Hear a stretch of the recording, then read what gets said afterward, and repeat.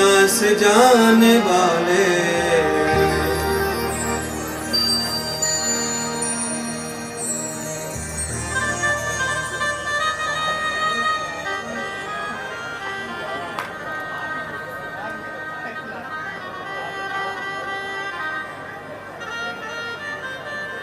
यश को ही सुगंध कहते हैं। दरअसल में अयोध्या के राम है नहीं, पर उनकी सुगंध रूपी मौजूदगी कभी नष्ट होने वाली भी नहीं है। मैं भी वही कोशिश करता हूँ कि आपकी भी थोड़ी सुगंध रहे, ज्यादा नहीं तो मोहल्ले मोहल्ले में तो रहे। अच्छा, हमारे मोहल्ले में कौन रह रहा है ये तक पता नहीं हमको, तो क्या जीवन है बता। हाईवे से पांडे जी के घर तक घुसते गली में अगल बगल मिला के 15 घर हैं, और 15 घरों में भी एक दूसरे को कोई ज्यादा जान ही नहीं रहा है। क्या जिंदगी है बता, क्या मोहल्ला, क्या पड़ोसी। और पांडे जी ने जैसे ही कुछ सुगंध वालों फूल लगायो भागवत को, और लखनऊ पूरो जानवे, पूरा लखनऊ जानवे लग गया। आप जानते ही हैं ठंडी का मौसम है, 9 बजे तक तो घरों के दरवाजे भी ना खुले ज्यादातर। और पांडे जी के घर पे तो 9 बजे बिहारी जी को सब भीड़ लगे महाराज।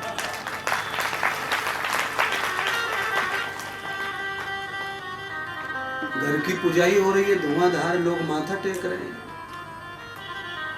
सीढ़ियों पे छू छू के जा रहे हैं। पांडे की बीवी की तप के मारे घर ऐसा धन्य है वो, क्या कहेंगे। कल गुरुजी जाएंगे, उसके बाद में परसों खूब पुजे वो घर पे हैं। फोन कर करके थक जाइयो, ये बुलाने से ना भी आवे कोई, अकेली रोनो। और ये जो संग दे रहे ना थोड़ा बहुत, ये चले जाएंगे बेचारे, रात निकालेंगे बड़ी मुश्किल से कल, और सवेरे तो जिनकी भैंस लाते की काऊ बछड़ो भोगे वो। बच्चे 7 दिन से अकेले, फलानो ढिकानो, दुनिया भर के काम टूट पड़ेंगे। जब तक ये भागवत और ये गुरुदेव है तब तक सब लोग आते रहेंगे। भागवत जी चली जाती है तो फिर कोई बुलाने से भी आते नहीं। और मुझ में भी कोई खूबी नहीं है, भागवत की खूबी है बस। मैंने इसी को धारण कर लिया है, इसीलिए मलमूत्र का डिब्बा पुज रहा है, नहीं तो कोई और कोई खूबी नहीं है मुझ में। एक खूबी तो है कि कोई आता है तो मैं उसको प्रसन्न कर देता हूँ, खुश कर देता हूँ। मेरे दरवाजे पास में कोई आने का सौभाग्य दे रहे तो उसको चकाचक करके भेजता हूँ, चाहे मुझे घंटा 1.5 लग जाए बतराने में। और ये खूबी भी भागवत की है। दरस परस मुख मंजन पाना, घटत कलेश कहे वेद पुराण।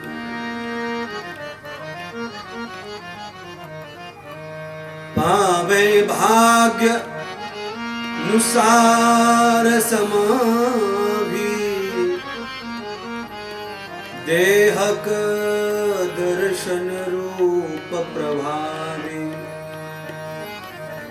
जिनके रूप में प्रभाव है उनके देखने मात्र से ही हम गद गद हो जाते हैं, आनंदित हो जाते हैं। अच्छा, मान लो आपका पर्स खो गया 20 दिन पहले, 21,000 रुपए लाए थे गौदान करने और वो खो गया, आपको कष्ट हुआ।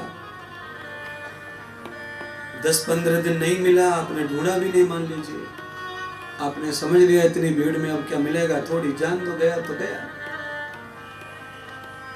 पर आप ऐसे ही अनायास घूमते घामते आ गए और घास के तिनकों के नीचे वही पर्स मिल गया आपको और बिल्कुल वही पैसे मिल गए, तो आप ईमानदारी से बताओ आपकी खुशी का क्या ठिकाना रहेगा।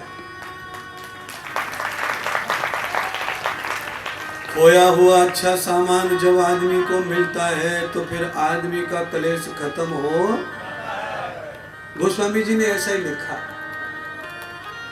दरस परस मुख मंजन है।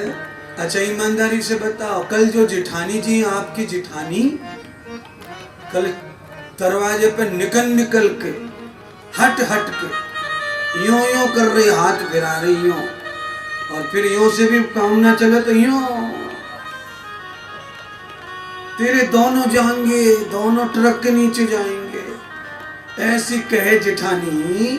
और दूसरे दिन सुबह 4 बजे ही वो दिख जाए मुंह के सामने दरवाजा खोलते से, तो आपके पाप घटेंगे कि बढ़ेंगे? समझ गए महाराज? इसलिए गोस्वामी ये कहना चाहते हैं, जो प्रभावशाली दर्शन है वो दुख खत्म कर देता है, जो अभाव से भरा हुआ है वो दुख पैदा कर देता है। इसीलिए सुबह दुर्जन का मुख कभी नहीं दिखना, कम से कम सुबह नहीं। वैसे दिन भर कबू ना दिखे दुर्जन तो दूर भले, पर सुबह सुबह तो बिल्कुल भी नहीं दिखना। अच्छा सुबह सुबह बड़ी लोग महिमा मानते हैं, 2-3 रुपया कम हो ना सुबह तो दुकानदारों लौटावे ना, चीनी वाले।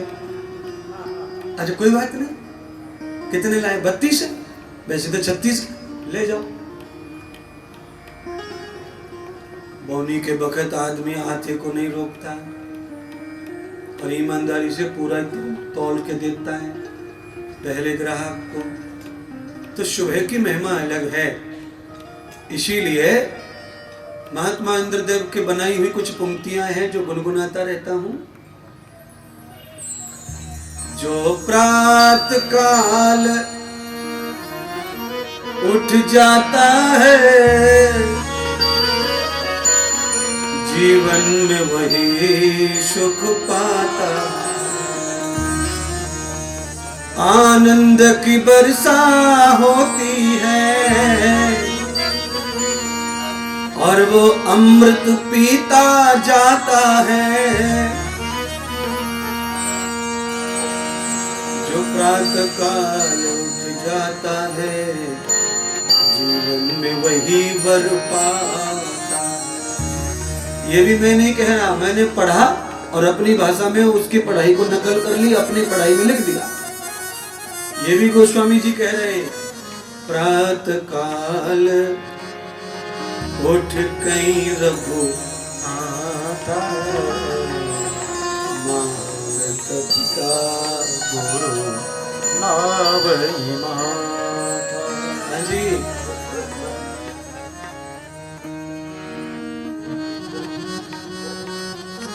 जिनकी पूजा 10,000 वर्ष से निरंतर हो रही है, इतने ऊताताई आ गए, इतने दुष्ट आ गए, इतने मंदिर तोड़ के मस्जिदें बन गई, फिर भी राम का कुछ बिगड़ा नहीं।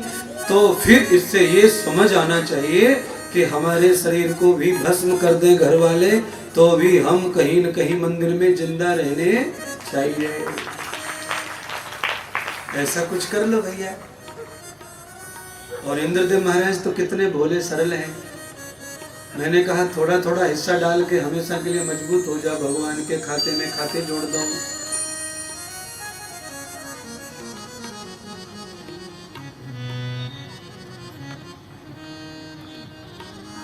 शंकरं प्रबध्यते युक्तम,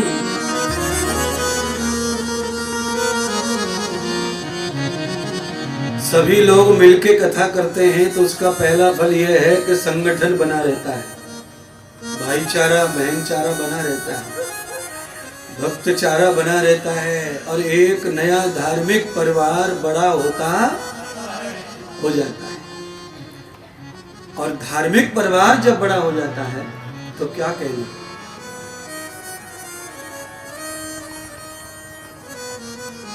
महाराष्ट्र की धरती पर कुछ भगत ऐसे हैं हमारे 20 साल के, वो ज्यादा अपने रिश्तेदारों को सच में नहीं मानते, हमारे भरोसे बड़े हो गए। पर जब भी उनके घर में कोई फंक्शन होता है, बर्थडे होता है, कुछ होता है, तो उनके करोड़पति भी उनके पीछे फीके पड़ जाते हैं, क्योंकि हमारा भक्त परिवार इतना बड़ा है, एक दूसरे में ऐसे घास फूस की तरह जुड़ा हुआ है कि भक्त और भक्तों में ही इतना बड़ा मंडला जम जाता है कि फिर उनको रूठे चाचा को मनाने की जरूरत पड़ती। हाँ, क्योंकि धार्मिक जो परिवार है ना वो बहुत आगे तक जाता है।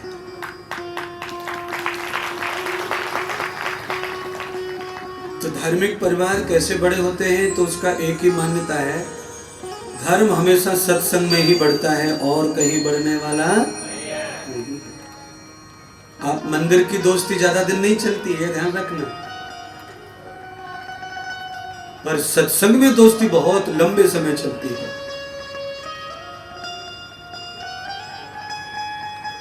पर सत्संग की दोस्ती में केवल पवित्रता होनी चाहिए।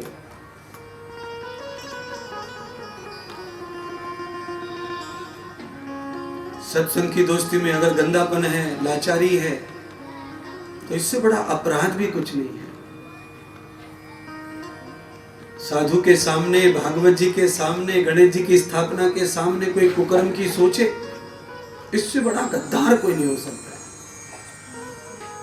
देखो, जहां ये कुकर्म होते हैं, जहां फैक्ट्री है, रोड पे चले जाओ, कॉलेज के बाहर चले जाओ, यहाँ वहां, वो ठीक है। पर जहां इतनी लड़ाई लड़ रहे महात्मा, इतना बता रहे, इतना बोल रहे, इतना समझा रहे, उसके बाद भी ये बहुत गद्दारी है। और इस गद्दारी का परिणाम यह है कि आपकी पात्रता खत्म हो जाएगी।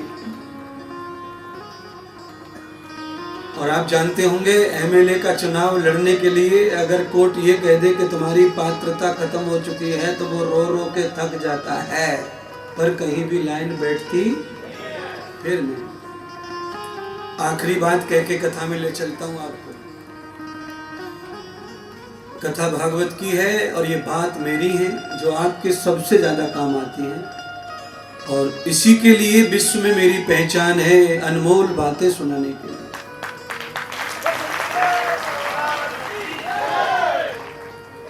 बात यह है कि दुनिया में किसी भी दरवाजे पर जाकर के ठोकरें खाई जा सकती हैं, गुरु के दरवाजे पे अपनाया जाता है, पर गुरु के यहाँ ठुकरा दिया गया तो बैकुंठ में भी जगह मिलती नहीं, फिर कोई द्वार नहीं है। आखिरी द्वार गुरुद्वार, आखिरी द्वार है।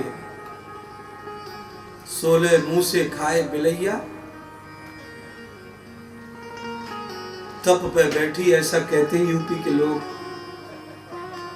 तो 16 की जगह 3200 तुम खा लो, पर गुरुदेव के सानिध्य में आकर के आप 3200 से भी मुक्त हो जाओगे। ऐसा द्वार है, ऐसा प्रोसेस है यहाँ पे।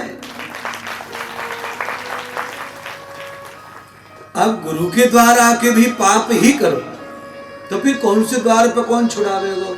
अच्छा, भगवान के यहाँ तुम चले भी जाओ तो वहां छुड़ाने का कार्यक्रम है ही नहीं, वहां तो करेगो और भरेगो, वहां तो करेगो भरेगो। सिद्धांत चले भगवान के यहाँ, माफी को सिद्धांत ना चले। कल मैं सुदामा की कथा विस्तार से सुनाऊंगा। लगभग कोरोना काल में मैंने कथा विस्तार से अभी तक सुनाई नहीं है। इतना व्याख्यान बढ़ चुका है, इतना ज्ञान हो गया मुझको, इतना ज्यादा ज्ञानी हो चुका हूँ कि कथाएं रह जाती हैं, बातों से ही कथा सात दिन निकल जाए। अब सुदामा का नाम आज क्यों मैंने लिया? मैंने इसलिए लिया क्योंकि मैंने अभी कहा भगवान के यहाँ तो ये चलता है, करेगा सो। अब बोलो, सुदामा से ज्यादा और कौन निकट होगा भगवान के? ऐसा सुदामा ने कौन सा बीवी को हार चुरा लियो, एक मुट्ठी भर चना खा गए भगवान के हिस्से के, उसके बदले 50 बरसों तक अन्न के लिए मोहताज रहना पड़ा। गुरुदेव के यहाँ ऐसा नहीं होता है। गुरुदेव 1000 बार माफ कर सकते हैं, लाख बार भी कर सकते हैं, पर माफ होने के बाद भी अगर भक्त या शिष्य शैतान बना रहता है तो दुनिया में उसे कोई भी द्वार सहन कर सकता, उसे जिंदगी भर टोकने खाने पड़ेंगे, जिंदगी भर। चाहे वो अपने माँ के पास जाओ, चाहे पिताजी के पास जाओ, चाहे किसी के साथ भाग जाओ, चाहे दोस्त बनाओ, चाहे यार बनाओ, पर पूरी जिंदगी भर उसे टोचे खाने ही पड़ेंगे। जहां जाएंगे वहां पर आपको ये सुनना ही सुनना है कि तुम जब गुरु के नहीं हो पाए तो दुनिया में और किसी के हो सकते।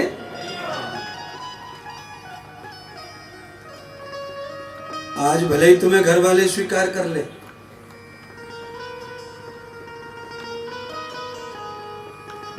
पर 15 दिन के बाद वही घर वाले हजारों बातें करेंगे तुमसे। फिर तुम्हें चूहे लगेंगे, सुए घुसेंगे, परेशानी होगी।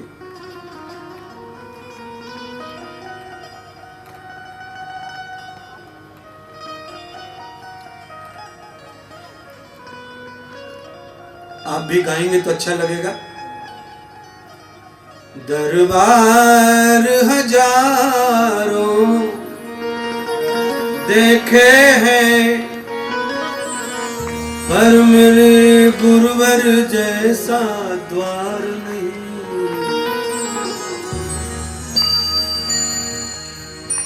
देश हजारों देखे हैं, पर भारत जैसा।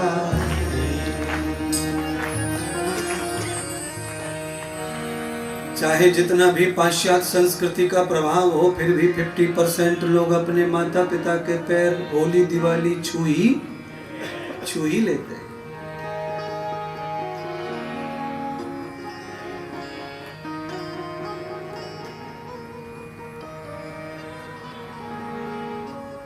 और जहां सब संपदा मिलती हो, जहां प्योर ज्ञान मिलता हो, पवित्र ज्ञान, बिना उल्टा पुल्टा हेर फेर के, ऐसे गुरुदेव का तो कहना क्या।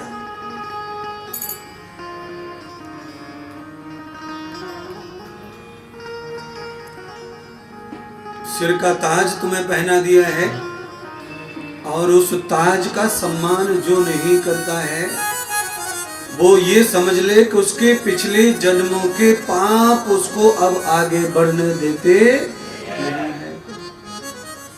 और सुनिए, आदमी अच्छा नियम कर रहा है, अच्छा भजन कर रहा है, अच्छा यज्ञ कर रहा है, अच्छी सेवा कर रहा है, अचानक खोपड़ी खराब हो गई है, न यज्ञ कर रहा है, न भजन कर रहा है, न सेवा कर रहा है, केवल खराब ही खराब कर रहा है, तो समझ लो अब इसका समय इतना खराब है, इतना खराब है कि ब्रह्मा विष्णु भी आ जाए तो भी इसकी नैया पार होने वाली।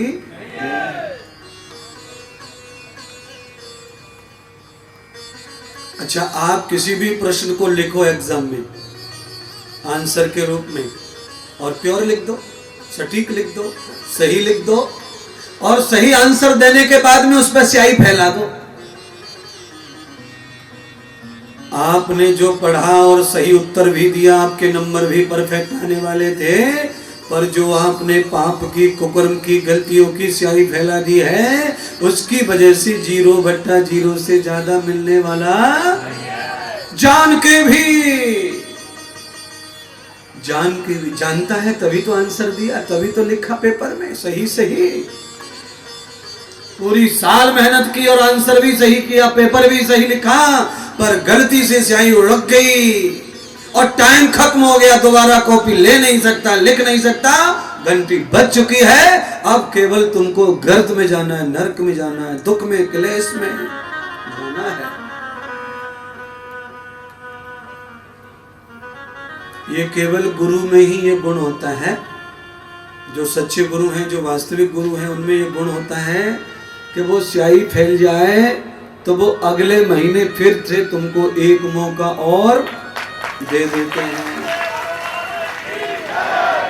ऊपर एप्लीकेशन भेज देते हैं विभाग को, किस विद्यार्थी का ऐसा ऐसा होने से ऐसा हो गया, इसका जरूर अच्छा हो, होशियार विद्यार्थी अच्छा है।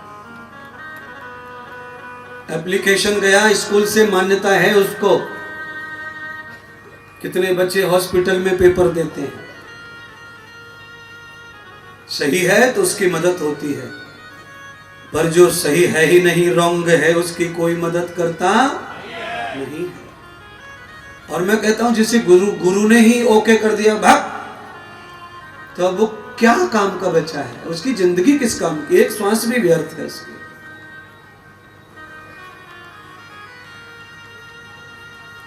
इसीलिए हमारे जीवन में महापुरुषों का दर्शन, उनका संग, सानिध्य, उनके नाम को जीकर लेकर रहना कितने भाग्य की बात है।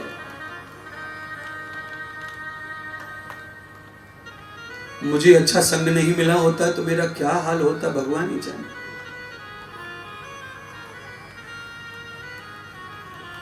अच्छे संग के प्रभाव से जो बुरे संग भी मुझे मिले उनका कोई असर मुझ पे हुआ नहीं है। बस यही आपके पास मैं चाहता हूं। दुनिया है, भगवान ने गुण और दोष, अच्छाई बुराई से, पाप और पुण्य से बनाई है। पापी भी पुण्यात्मा भी मिलेंगे, देखने में बड़े अच्छे होंगे पर पाप की पोटली भरी पड़ी होगी उनके जीवन में। जिनको हम नहीं जानते पहचानते, उनका हमें क्या पता है वो कैसे कर्म करते हैं।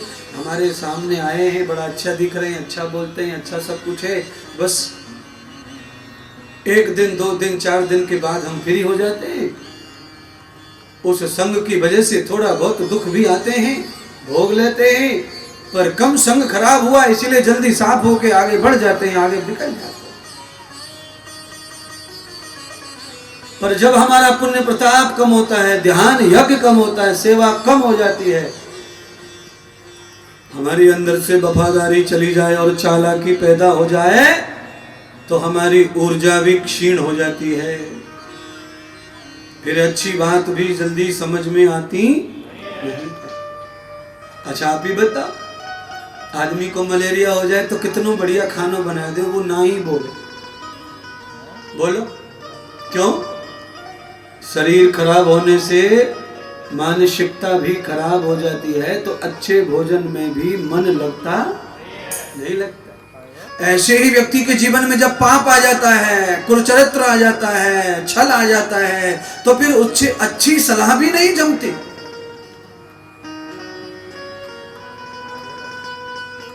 संग का प्रभाव क्या है, अब कथा सुनाना चाहता हूं। संग का प्रभाव यह है कि कुबेर जी के दोनों पुत्रों ने अपराध किया।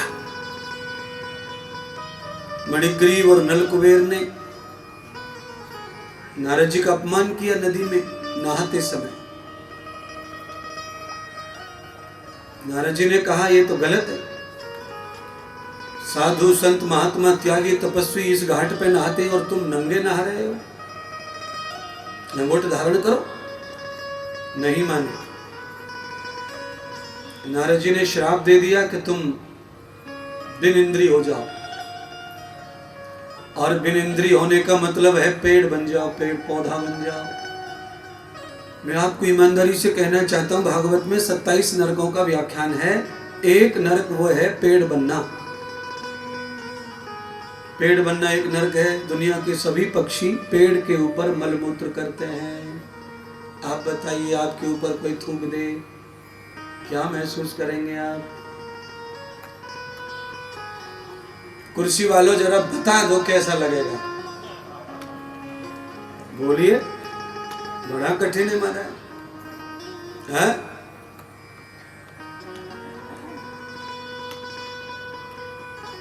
रंग डाल दे होली में ठीक है, पर आज का युग ऐसा है कि मोरी की कोई बाल्टी भर के डाल दे कीचड़ गटर में से तो आदमी लठ मार रह जाए, बंदूक चल जाए।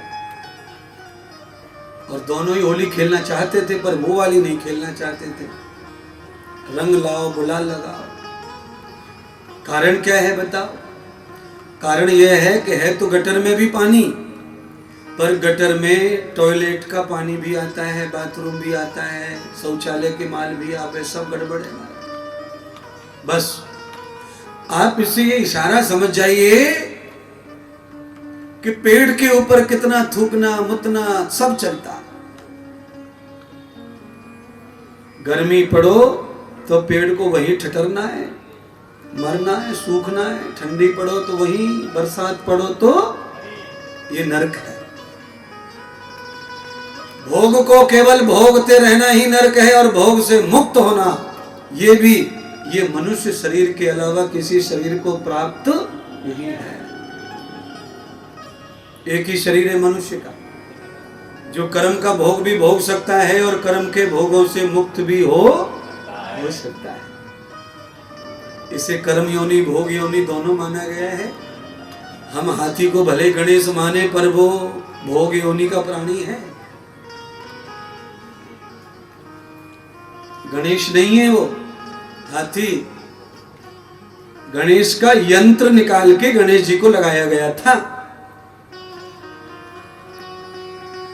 किसी जानवर का कोई यंत्र निकाल के मनुष्य को लगा के उसे जीवित कर दिया जाए तो वो मनुष्य गणेश नहीं हो जाता। यदि यंत्र पुरुषम, ईमानदारी से बताना, बेटे की किडनी खराब हो गई, मम्मी ने किडनी दे दी, तो क्या वो मम्मी बन गया? बोलो ना। महात्मा इंद्रदेव ऐसे प्रैक्टिकल हैं कि इनका जवाब क्या है? कितनी माताओं ने अपने पतियों को भी किडनी दी है, बेटों को भी दी है, पर बेटा किडनी लेके जीवित है, माँ भी जीवित है, पर माँ माई है और बेटा हाँ। तो ऐसे ही हाथी के बच्चे की गर्दन का कुछ पोर्शन आवश्यकता पड़ने पर गर्दन में लगाया गणेश जी के और वो जीवित हो गए। आपके शरीर में डॉक्टर ऑपरेशन करता है तो कहीं से मांस निकल जाए तो कहीं से काट के कहीं भी डालता है और शरीर को स्वस्थ, तो हम कोई बदल थोड़ी जाने मारे। इस अंधविश्वास की वजह से तुम्हारे हिंदू धर्म में बड़ी बड़ी उंगलियां उठाती है दुनिया। हाथी को हाथी ही मानना चाहिए और गणेश को हाँ, क्योंकि हाथी की वजह से गणेश का अपमान होता है। कान में कह रहा हूं,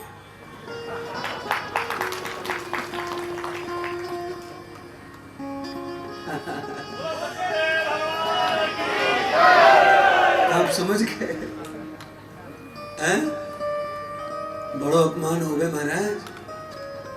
गुजरात में आप चले जाओ, राजकोट, मोरवी, कच्छ, वहां पे देवी माता 8 हाथ वाली बकरी पे बैठी है। अब बताओ, 8 हाथ का मतलब आप समझ जाओ। 8 हाथ का मतलब 4 आदमी को वजन तो हो गई हो। अब देवी माता बकरी पे बैठी है और शेर आ जाए युद्ध करने तो समझ जा हो गया काम। इसीलिए देवी माता शेर पे सवार होके जाती है तो सच लगता है, अच्छा लगता है कि सबसे ताकतवर देवी है, और जब बकरी पे बैठ जाए तो देवी पे वो हंसी सी अपमान सा दिखे महाराज। 8 भुजाओं की जिसमें ताकत है वो निर्जीव कमजोर का सहारा ले सकती, वो सहारा दे सकती है। देवी माता के हाथ में जैसे तलवार है वैसे बकरी और बकरा होते तो हम समझ जाते कि ये मदद करने के लिए उठा के भाग गई कसाई की दुकान पे से। अब खुद ही बैठ गई है तो कैसे समझे? ये भी हिंदू धर्म का ही पाखंड है।